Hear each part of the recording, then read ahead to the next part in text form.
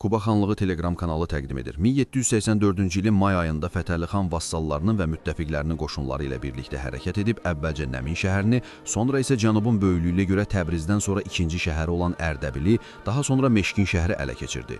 Qoşunların ön dəstələri cənuba doğru hərəkəti davam etdirdilər.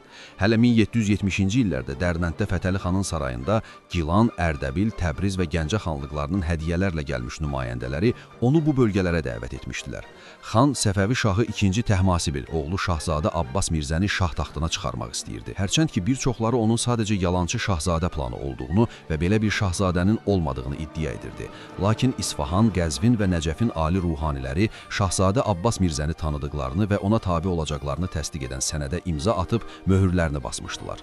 Üstəlik 1781-ci ildə Quba xanı Fətəli xanın göndərdiyi təxminən 9 minlik qoşun Rəşd şəhərini tutmuş və Gilan xanı Hidayətullah xanı yenidən taxta qaytarmışdır. Fətəli xan öz strateji plan və hədəflərini Rusiya ilə müzakirə edirdi. Baxmayaraq ki, Rus hökuməti ilə danışıqların nəticələrini gözləməyərək cənuba yürüş təşkil etmişdi.